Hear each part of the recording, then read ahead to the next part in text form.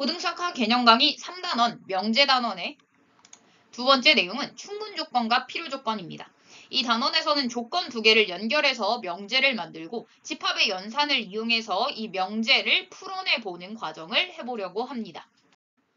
모든이나 어떤이 있는 명제에 대해서 알아봅시다. 먼저 공집합이 아닌 전체집합 U에서의 조건 PX의 진리집합을 P라고 하자 했어요. 그럼 PX를 참이되게 하는 X들을 모아놓은 게 라지 P다 라는 거죠.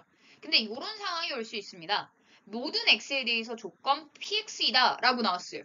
그럼 X에다가 뭘 넣어도 상관없이 항상 성립한다 라는 거고, 이는 모든 X들이 이 진리집합 P에 다 들어간다 라는 이야기로 확장을 시킬 수 있고, 그럼 P하고 전체집합 U하고 같은 상황이 발생을 하게 된다라고 떠올릴 수 있게 됩니다. 따라서 모든 X에 대해서 조건 PX다 라는 표현이 나오면 전체집합이 진리집합과 같구나 라고 떠올릴 수 있어야 합니다.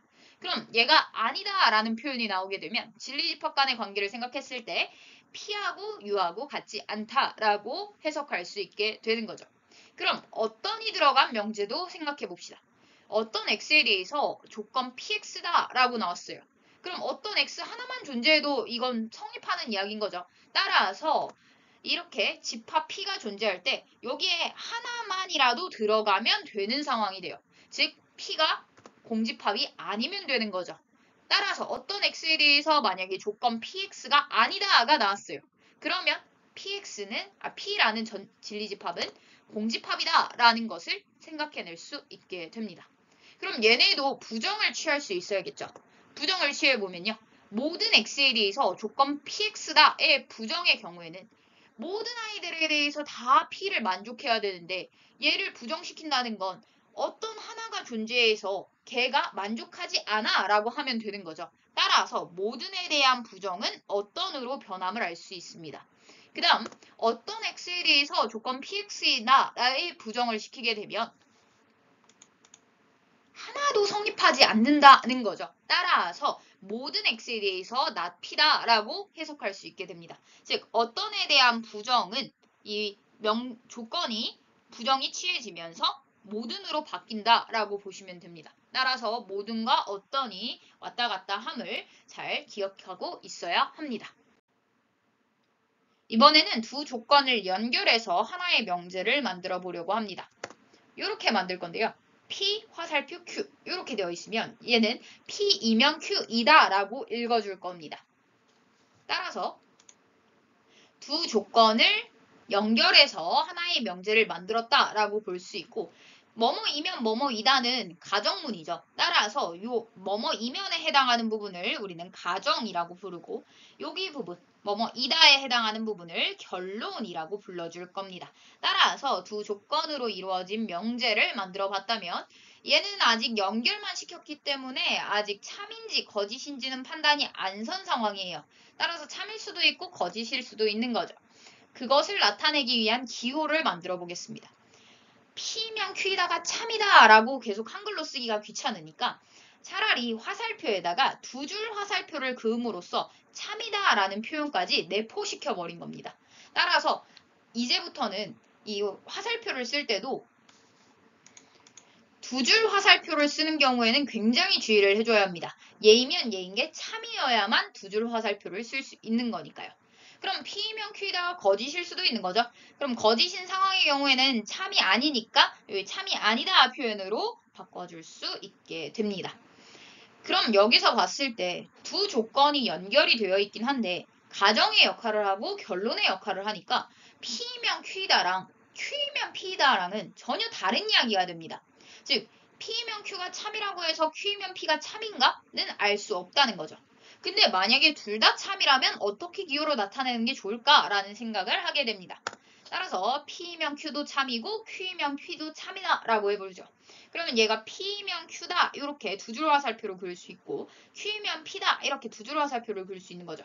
근데 Q하고 Q하고 똑같고 P하고 P하고 똑같으니까 이걸 양쪽 화살표로 그냥 표현해버리면 되겠죠. 따라서 양쪽 화살표 한 다음에 두 줄로 그어져 있으면 P면 Q이다도 참이고 Q면 P이다도 참이다 라는 뜻을 내포하고 있다로 이해하시면 될 것 같습니다. 따라서 두 조건으로 이루어진 명제를 알아봤으면 이를 진리집합 간의 관계로서도 바꿔줘야겠죠.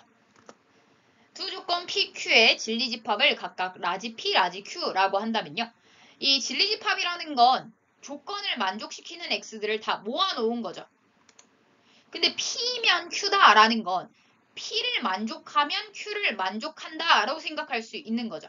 따라서 P 집합에 있는 원소들이 다 Q 집합에 들어갈 수 있겠다라는 생각을 하게 됩니다. 즉 부분 집합이 딱 떠오르게 되는 거죠. 따라서 이 상황을 벤 다이어그램으로 그리면 이렇게 생각해낼 수 있습니다. 그다음 맨 마지막 거 먼저 보죠. P면 Q고 Q면 P래요. 그러면 P가 Q에 쏙 들어가는 상황이면서 Q가 쏙 들어가는 상황인 거죠. 그럼 우리는 이 둘을 모두 다 만족시키는 상황을 같다라고 배웠었어요. 따라서 이렇게 같다 식으로 써줄 수 있고 집합 간의 관계를 벤 다이어그램으로 그리면 이렇게 그려줄 수 있겠네요.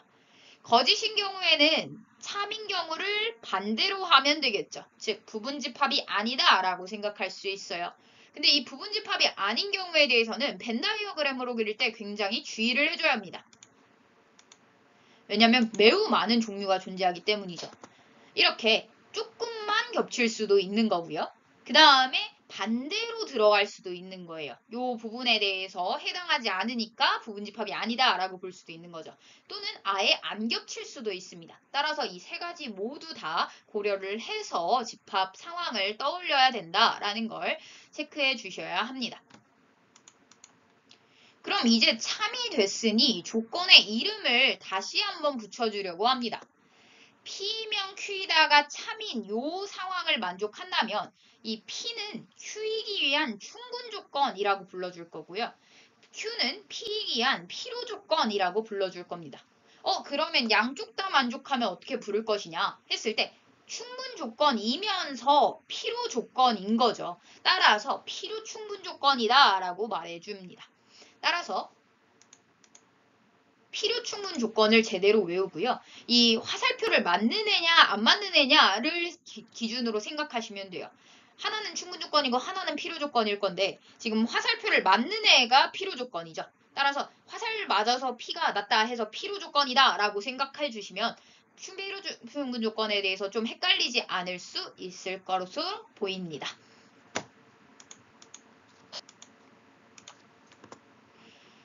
마지막으로 3단 논법을 배워보겠습니다. 3단 논법이랑 세 조건 PQR에 대해서 P면 Q이다가 만족하고 Q면 R이다가 만족할 때 P면 R이다가 만족한다 라는 겁니다. 얘도 역시 집합으로 나타내고 집합 간의 관계를 이용해서 조건에 대해서 성립함을 증명해낼 겁니다.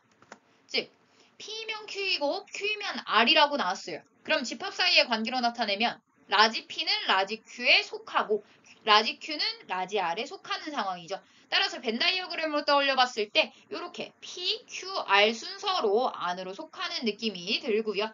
그러면 P하고 R의 입장에서만 봤을 때 P는 R에 속한다 라고 할 수 있고 그럼 P는 R에 속하면 P면 R이다는 참이 되겠죠. 따라서 이렇게 논리문을 집합으로 데리고 와서 집합적인 특징을 이용해서 풀어내고 그걸 다시 논리문으로 돌려줌으로써 논리학을 수학적인 방법으로 증명해내는 과정을 배웠다라고 볼 수 있게 됩니다. 명제 P명 Q이다의 역과 대우에 대해서 알아봅시다. 일단 조건 P와 Q가 주어졌다라고 한다면 우리가 여러 가지 명제를 만들어 볼 수 있을 거예요. 이렇게 P면 Q이다도 만들 수 있고요. Q면 P이다, not P면 not Q이다, not Q이면 not P이다 등을 만들 수 있을 텐데요. 이런 상황들을 좀 정리해서 이름을 붙여준다면 이렇게 P면 Q이다를 Q면 P이다처럼 가정과 결론의 위치를 바꿔준 것을 우리는 역이라고 불러줍니다. 즉 가정과 결론의 위치가 지금 딱 바뀌었죠. 그래서 화살표 방향 바뀐 것처럼 생각해서 역이라는 이름을 붙여준 거예요. 얘도 역시 가정과 결론이었던 거 결론 과정 순으로 바뀌었네요. 그러면서 가정과 결론이 딱 정반대가 되었죠. 그 과정을 우리는 역이라고 불러줄 수 있습니다. 또 이번에는 각각을 부정한 것, 즉 P면 Q이다였던 거 not P면 not Q이다처럼 각각을 모두 부정해서 나타낸 것을 우리는 E라고 불러줍니다. 따라서 이 과정과 이 과정이 E의 예시가 되겠네요. 그럼 이걸 왜 배우냐? 사실 이 대우명제를 만들기 위해서 배운다라고 해도 과언이 아닙니다. 대우명제라는 건 이 두 가지 과정을 모두 한 것을 이야기합니다. 즉, 가정과 결론도 바꾸고 각각을 부정한 것을 이야기하죠. 그러면 왜 이 대우명제를 만들어야 되는지 한번 생각을 해봅시다. 이 대우명제의 경우에는 본명제랑 굉장히 관련이 깊습니다. 일단 두 조건 PQ의 진리집합을 라지 P, 라지 Q라고 했을 때 이 P명 Q이다가 참이라면 대우명제도 참이다가 보장이 되어 있습니다. 왜냐하면 증명을 해볼게요. P명 Q이다가 참이다 라는 건 진리집합 관계로 생각했을 때 P가 Q의 부분집합이다 라고 생각할 수 있다고 했죠. 우리 화살표 요 방향 있으면 참이다까지 있으면 이렇게 바꿔주기로 했어요. 따라서 진리집합 관계로서 우리는 증명해낼 수 있습니다. 그럼 이런 상황이죠. 그러면 P의 여집합과 Q의 여집합을 우리가 떠올렸을 때 P의 여집합, Q의 여집합 상황 떠올리면 Q의 여집합이 P의 여집합의 속함을 알아낼 수 있습니다. 그러면 Q의 여집합이라는 건 not Q에 해당하고 P의 여집합이라는 건 not P에 해당하니까 요 명제 역시 참이다 라고 생각해낼 수 있겠네요. 따라서 본명제랑 대우명제는 서로 참이면 참이다 라는 관계를 만족합니다. 그러면 거짓일 때 거짓이면 굉장히 좋겠죠. 그것도 역시 성립합니다. 증명을 해보면 똑같이 증명할 거예요. P면 Q이다가 거짓이라면 P가 Q에 속하지 않는다라는 거죠. 즉 P가 Q에 속하지 않는다는 건 이 부분이 존재한다는 거예요. 얘네들이 겹칠지 안 겹칠지 몰라도 이 부분의 존재성은 뚜렷합니다.